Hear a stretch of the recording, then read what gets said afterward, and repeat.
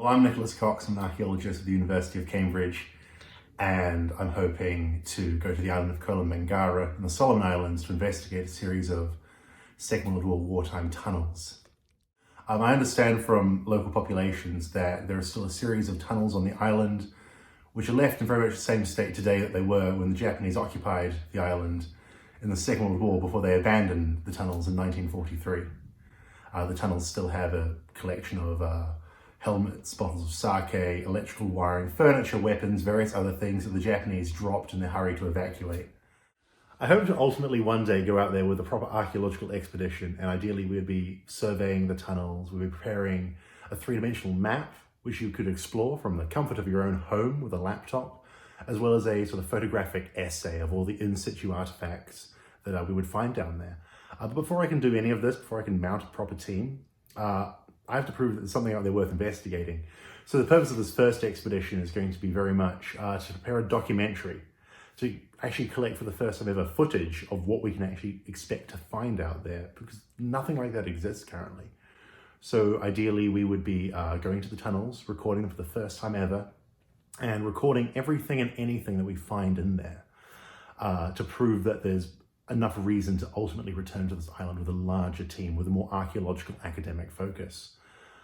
Alongside this, there's going to be this anthropological element to the expedition, because we want to prepare a series of interviews with local populations to get their narrative, their opinions, and their perspective of the Second World War. The indigenous perspective is often overlooked in discussions of the Second World War, and how they perceived the clash of colonial powers on their island and how it affected them, and how they still deal in many ways with the aftermath of that conflict between two totally separate entities that just happened to happen on the island which they lived on, which has obviously never really been discussed before or talked about.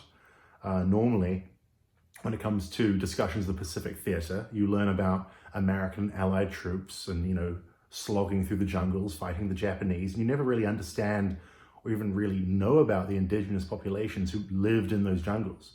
Those jungles weren't a battleground for them, those jungles were their home, but no one really talks about this.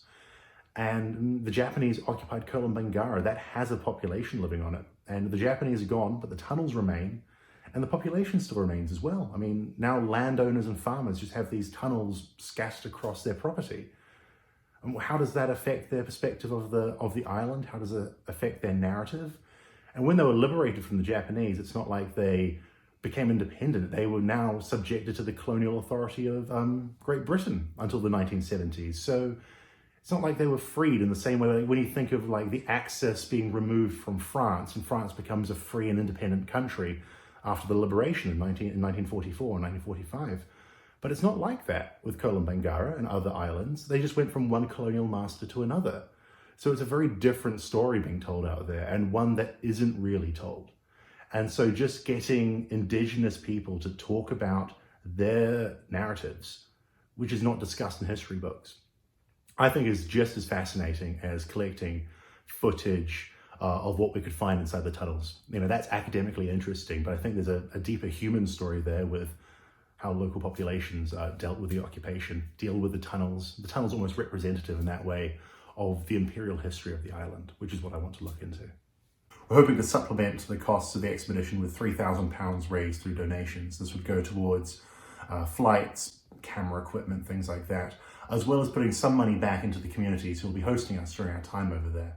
If you are as excited as we are about leading this expedition, then any donation is hugely appreciated. Even £1 gets us a bit closer to making this film.